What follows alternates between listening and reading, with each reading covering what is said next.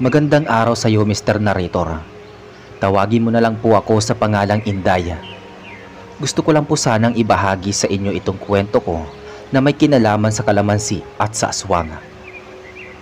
Nang mga panahong ito, nagpasya kami ng aking asawang si Manuel na bumukod mula sa aking mga magulang.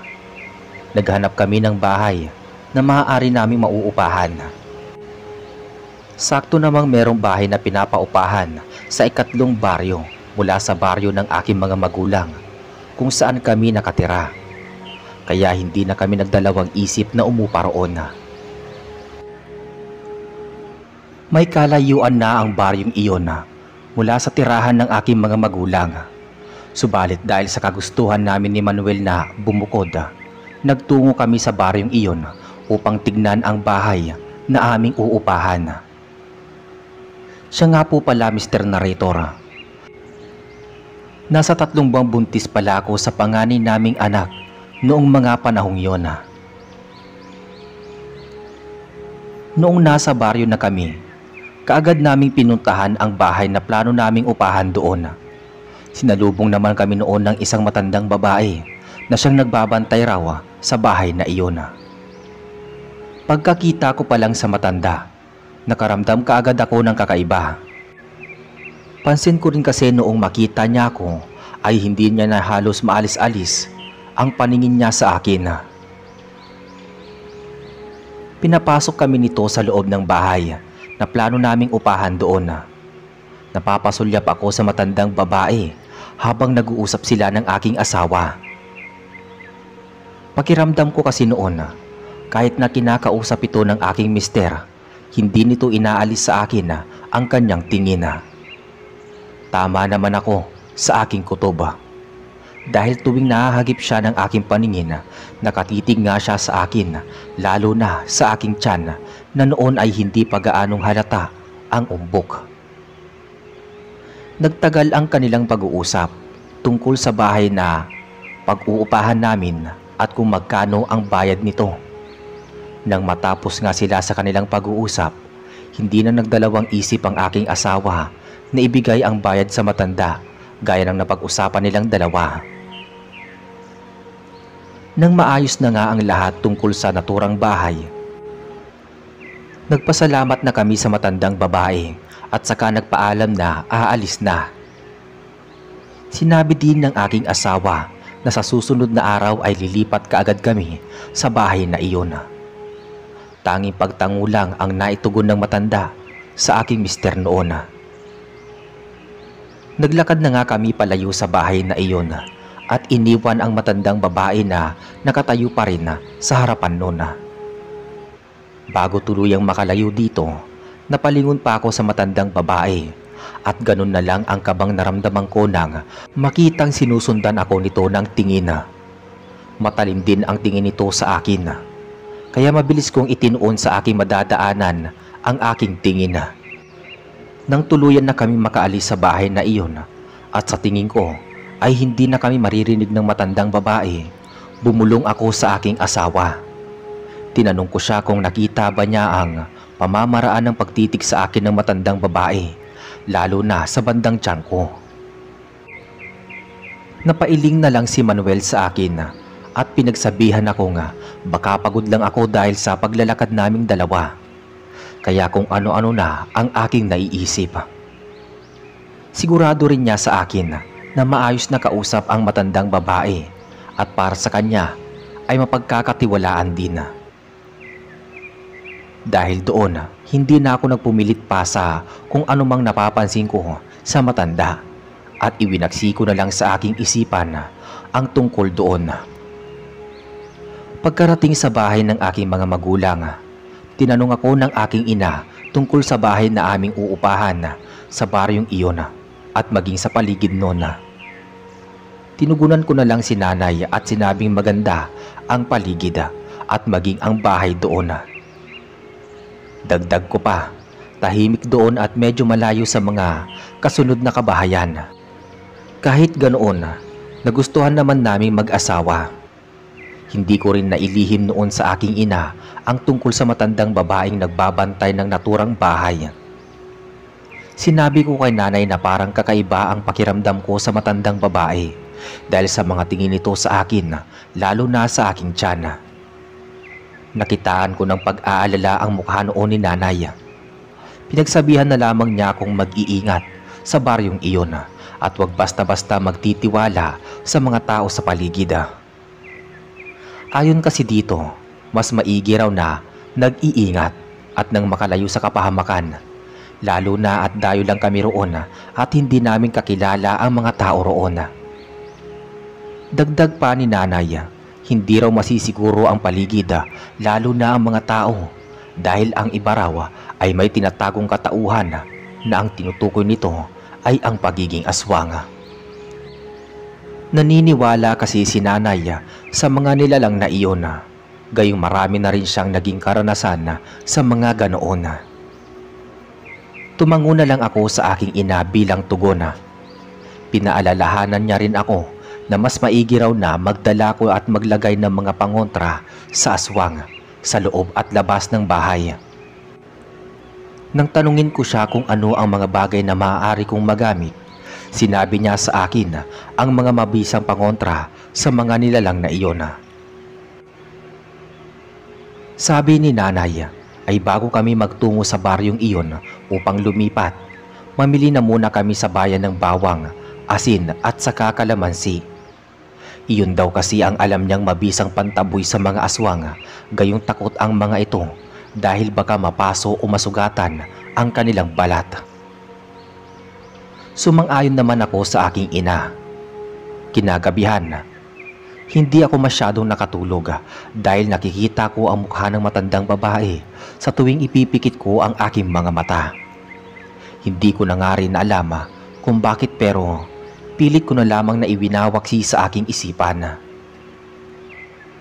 Sa kabutihang palad, dahil na rin sa labis na antok, nagawa ko pa rin makatulog hanggang sa mag-umaga. Nang sumunod na araw nga, nakahanda na ang mga gamit namin na dadalhin sa lilipatan naming bahay. Katulad nga ng sinabi ni nanay, bago kami magtungo roon, nagpunta muna kami sa bayan upang mamili ng mga sinabi niyang pangontra sa aswang. Hinayaan na lang muna ako ng aking asawa noon at sinabing hihintayin ang aming pag-uwi bago tutungo sa lilipatan naming baryo. Nang nasa bayan na kami ni nanay, binili namin ang kung anumang pakay naming bilihin doon. Nang matapos kami sa pamimili ng asin, bawang at kalamansi, naghanap pa si nanay ng mabibilhan ng buntot pagi at itak. Sakto namang meron ngang nagbebenta, kaya bumili na rin siya at nagtaka pa nga ako noon kung bakit siya bumili ng itak at buntot pagi. Subalit ang sabi niya ay magagamit ang mga iyon sa pakikipaglaban sa aswang. Tanging tango na lang noon ang naisagot ko sa kanya. Nang maayos at nabili na namin ang mga bilihin namin, nagpasya na rin kaming umuwi. Pagkarating sa bahay ni nanay, inasikaso kaagad namin ng aking asawa ang mga dadalhin naming gamit. Naghanap lang kami ng masasakyan at nang makahanap na nga, nagsimula na nga ang aking mister na ikarga sa aming masasakyan ang mga gamit namin. Nagpaalam na rin kami sa aking mga magulang at umalis doon. Ipinaalala ng aking ina sa akin ang tungkol sa mga sinabi niya, kaya nagwika ako na hindi ko kakalimutan ang mga yon. Nagsimula nga kami sa aming biyahe patungo sa baryong aming lilipatan. Nang makarating na nga kami sa bahay na aming uupahan, kaagad na ipinasok ng aking asawa ang aming mga gamit sa loob ng bahay. Sakto wala ang matandang babae, kaya kahit papaano, hindi ako nakaramdam ng kahit na anong kaba. Tinulungan ko na lang din noon ang aking asawa sa pagsasaayos ng aming mga kagamitan sa loob ng bahay. Nang hapon ding iyon, nagulat ako nang bigla na lang sumulpot sa likuran ko ang matandang babae. Nakatayo kasi ako sa sala at nakatalikod sa pinto ng bahay, kaya hindi ko na malayan o naramdaman man lang ang kanyang pagdating. Sakto ring wala noon ang aking asawa dahil nasa silid namin ito at may inihatid doon. Hindi naman umiimik ang matandang babae noon, kaya kinabahan ako. Marahil dahil sa kabang aking nararamdaman, biglang kumirot ang aking tiyan. Hindi ako mapakali noon dahil nakatingin lang sa akin ang matandang babae. Mabuti na nga lang at dumating na ang aking asawa. Kaya mabilis akong umalis noon at nagpaalam na sa silid lang ako at magpapahinga. Kahit nakatalikod na ako noon, alam kong nakatingin pa rin sa akin ang matandang babae. Binilisan ko na lang ang aking paglalakad hanggang sa makarating na nga ako sa silid naming mag-asawa. Hindi rin nagtagal ang matandang babae nang magkausap na sila ng aking asawa. May ibinigay lang daw itong susi at agad ding nagpaalam na aalis na. Napabuntong hininga na lamang ako noon at nagreklamo sa aking asawa at sinabi ko sa kanya na hindi talaga ako komportable kapag nakikita ko ang matandang babae. Napatawa na lang ang aking asawa at sinabihan ako na sa una lang iyon dahil kapag nagtagal na kami roon masasanay din ako. Hindi na ako umimik pa at sumang-ayon na lang din sa kanya. Nang unang gabi namin doon, hindi ako makatulog ng maigi.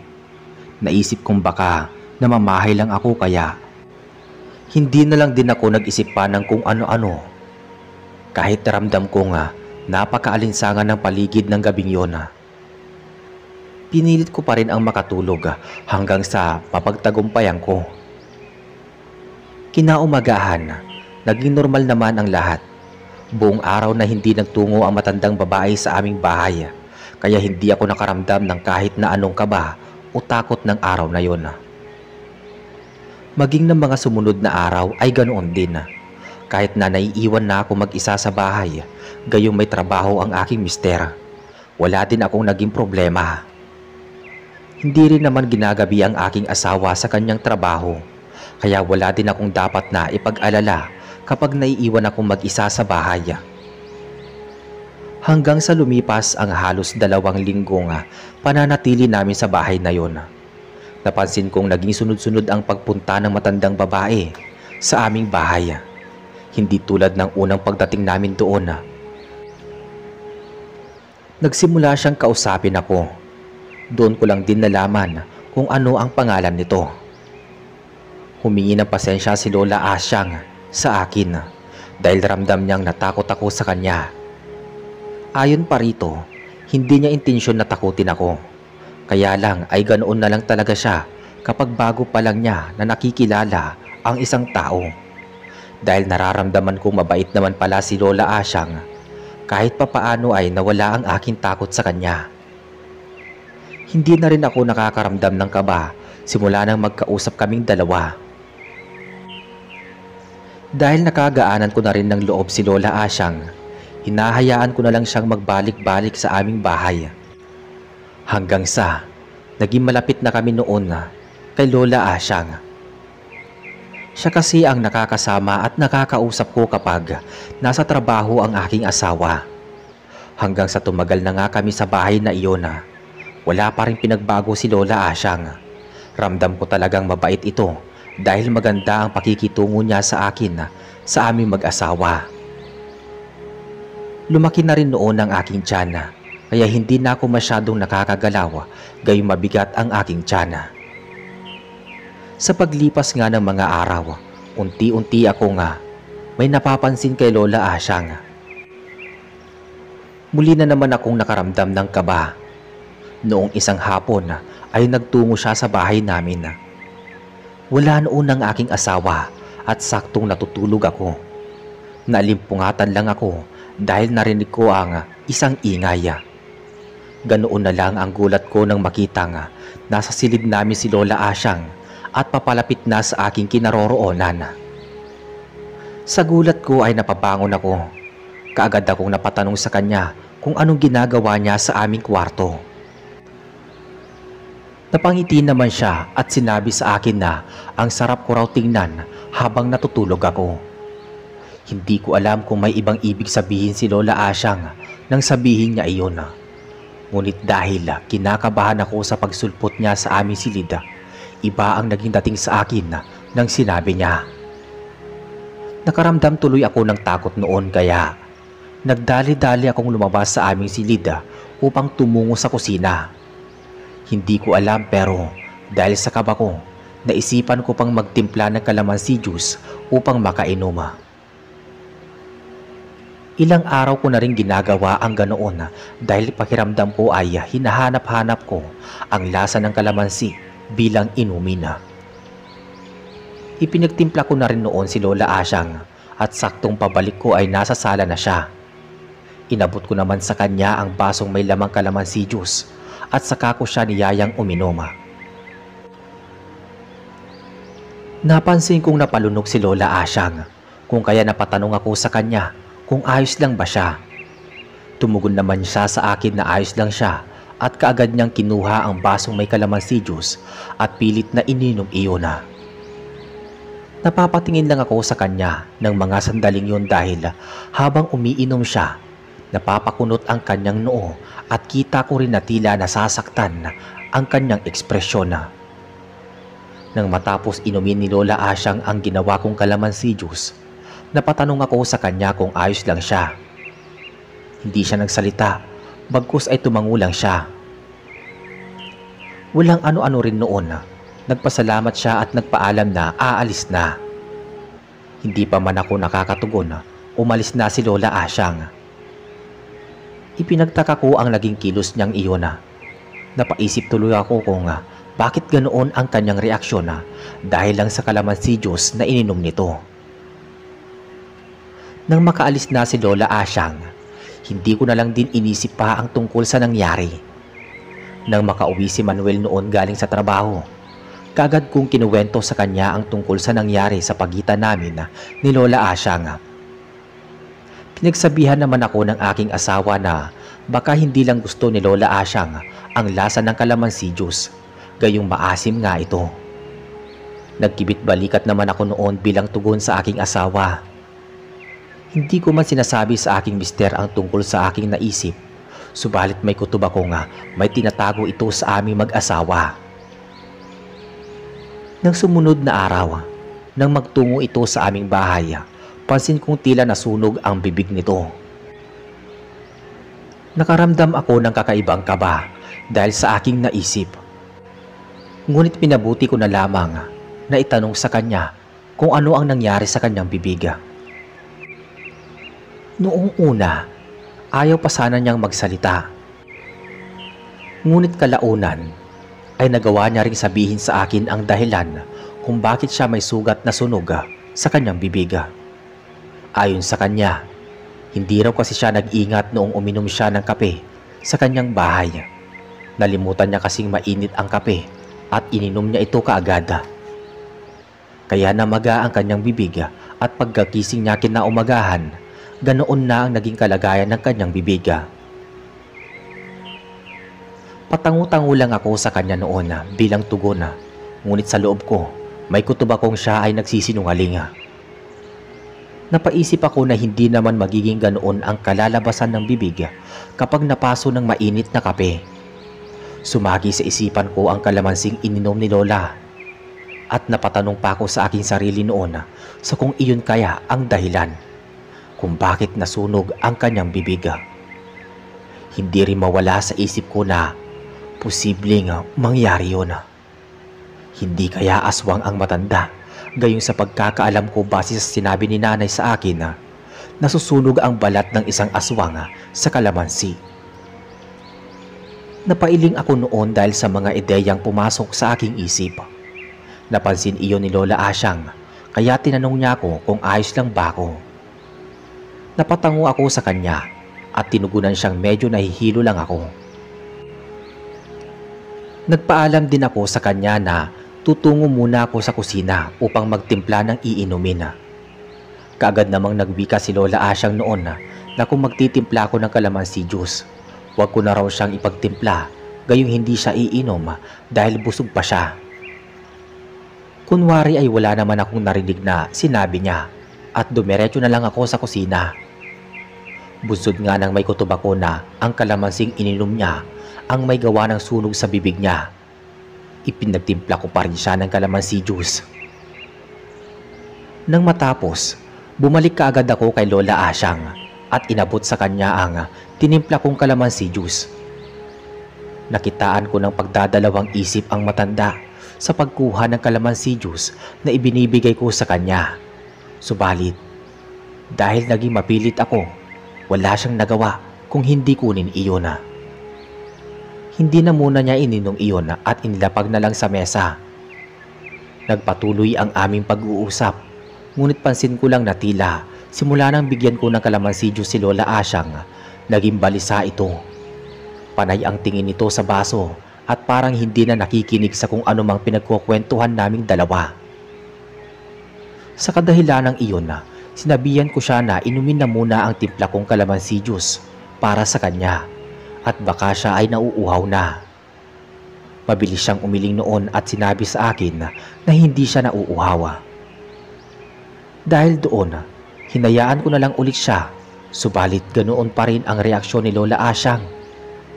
Dahil kinutuban na ako ng hindi maganda, muli kong inalok sa kanya ang inumin na kalamansi juice. Napatingin lang siya sa akin na animoy nagsasabing huwag ko siyang pilitin na inumin iyon. Dahil sa nais ko ring malaman kung ano ang mangyayari sa kanya kapag ininom niya iyon, ginamit ko ang pagiging buntis ko. Sinabihan ko siya na masama ang tanggihan ang isang buntis, kaya wala na rin siyang nagawa kung hindi sundin ang sinabi kong inumin iyon. Kahit na hindi niya gusto ang kanyang ginagawa, ininom na lang niya ito at inubos iyon. Pinagmamasdan ko si Lola Asyang habang umiinom at napapansin ko nga nakukunot noo ito at animoy nasasaktan ulit ang kanyang ekspresyon. Kinakabahan ako noon ngunit pilit kong tinatago ang kabang aking nararamdaman. Matapos ngang inumin ni Lola Asyang ang kalamansi juice, pansin kong tila namumula ang kanyang bibig na animoy namamaga ito. Tinanong ko siya kung ayos lang ba siya at kaagad niya akong tinanguan. Walang pasabi rin siyang umalis noon dahil nagmamadali siyang lumabas ng aming bahay. Hindi ko alam pero kinakabahan ako ng husto dahil sa tingin ko tama ang hinala kong isang aswang si Lola Asyang. Hindi ko alam pero kung ibabase ko sa reaksyon nito na ininom niyang kalamansi, masasabi ko nga siya ay aswang, gayong madaling masunog ang kanyang bibiga. Dahil hindi pa sapat noon ang aking ebidensya na aswang nga ang matanda, hindi ko na lang muna sinabi sa aking asawa ang kutob kong ito tungkol kay Lola Asyang. Subalit hindi ko naman inilihim sa kanya ang tungkol sa nangyari sa pagitan naming dalawa habang wala siya sa bahay. Maging ang aking asawa, hindi makapaniwala sa aking sinabi at wala din siyang maisip na dahilan para maging ganoon ang bibig ng matanda. Pinagsabihan niya rin ako nga wag na lang daw muna akong lalapit kay Lola Asyang at baka kung ano pa ang gawin nito sa akin kung sakaling magalit ito dahil pinilit ko siyang inumin ang kalamansi juice na aking tinimpla. Tanging pagtangulang noon ang nagawa kong bilang tugon sa aking asawa.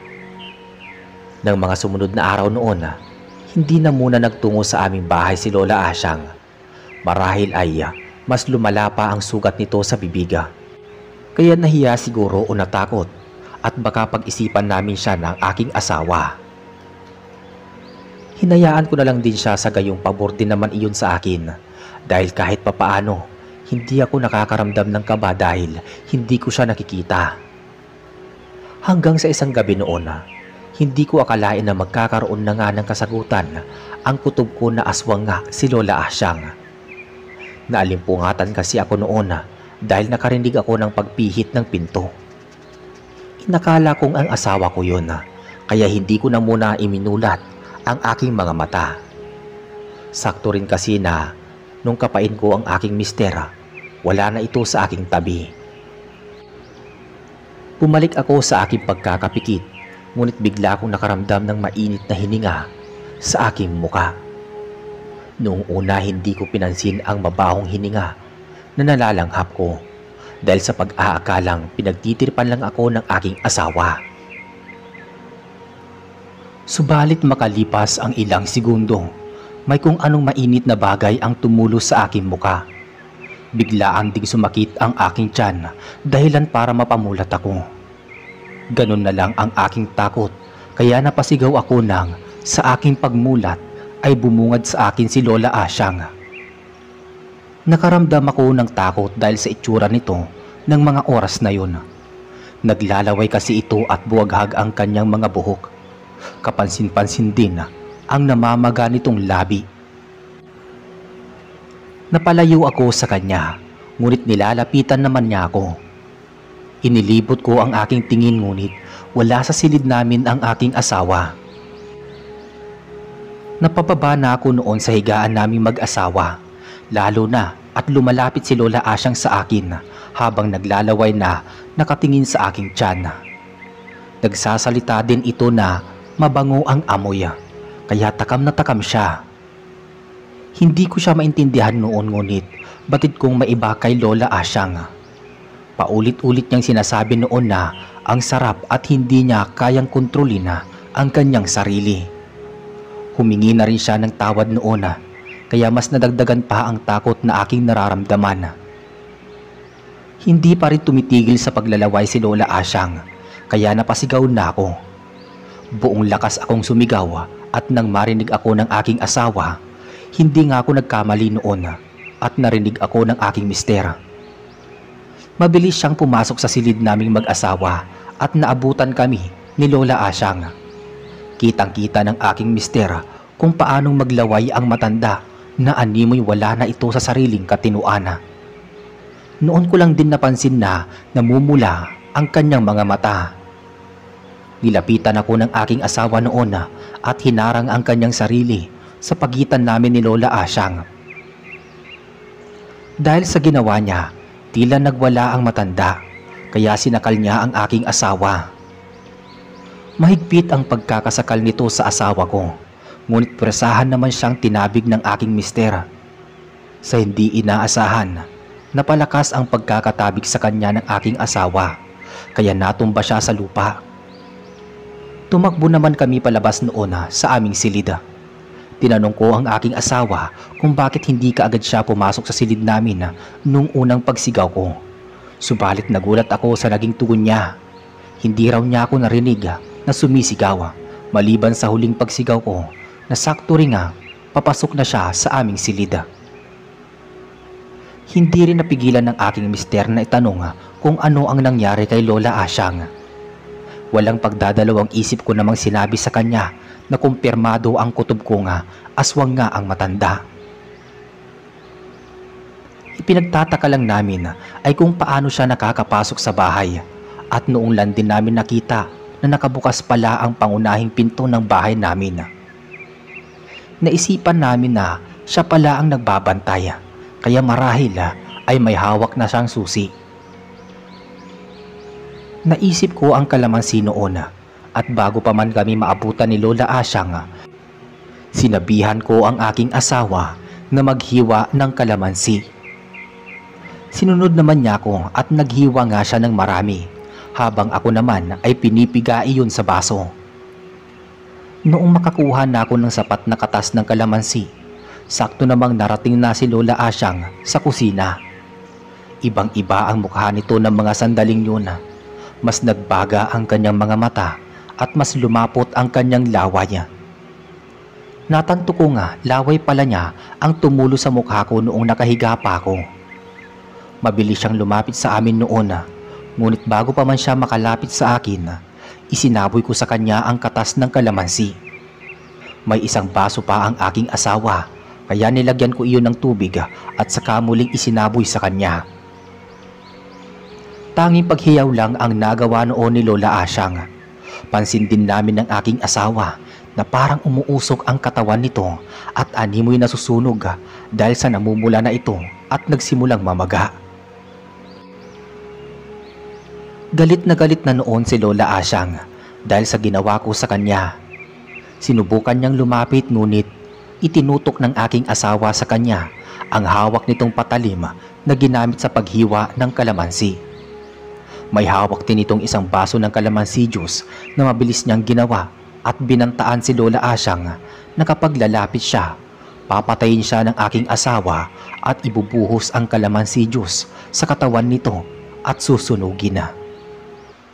Dagdag pa ng aking asawa, ipagkakalat namin ang tunay na katauhan nito bilang isang aswang.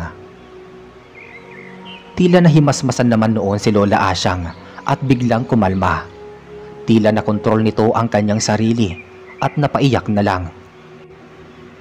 Paulit-ulit itong humingi ng pasensya dahil hindi na raw niya na kayang kontrolin ang kanyang sarili. Gayong natatakam siya sa amoy ng sanggol na nasa aking sinapupunan. Nakiusap na rin siya sa amin na huwag sabihin sa ibang tao ang tungkol sa pagiging aswang niya. Gayong ayaw rin niya na siya ay kuyugin at patayin ng mga tao. Siya na rin mismo ang nagsuwestyon na umalis na kami sa bahay na iyon at nang hindi na nga niya mabiktima ang aming sanggola. Sinabi niya rin na hindi sa lahat ng oras ay kaya niyang kontrolin ang kanyang sarili sa tuwing nakakaharap at nakakaamoy siya ng sanggola. Dahil sa nangyaring iyon sa pagitan namin, nagpasya na nga kaming umalis kinaumagahan. Natakot na rin kaming baka sa susunod ay hindi na nga mapigilan ni Lola Asyang ang kanyang sarili at atakihin ako sa bahay, lalo na tuwing mag-isa lang ako. Nagpasalamat na lang din kami sa kanya dahil kahit papaano, hindi rin niya intensyon na biktimahin ako kahit pa na ilang beses siyang nagkaroon ng pagkakataon na gawin iyon sa akin. Humingi rin kami ng pasensya kay Lola Asyang, gayong nasunog ang kanyang balat at buong mukha dahil sa pagsaboy namin sa kanya ng kalamansi juice. Bumalik nga kami noon sa bahay ng aking mga magulang. Ang dinahilan na lang namin noon ay ibinenta na ang bahay na inuupahan namin, kaya kami pinaalis ng may-ari. Hindi namin sinabi sa kanila na aswang si Lola Asyang, at dahil sa kalamansi juice, nalaman namin ang tunay nitong pagkatao. Simula din noon, wala na kaming naging balita tungkol sa kanya. Simula din noon, sa tuwing nakakakita ko ng kalamansi at kalamansi juice, naaalala ko ang naging karanasan naming iyon. At dito na po nagtatapos ang aking kwento, Mr. Narrator. Maraming salamat po sa inyong pakikinig.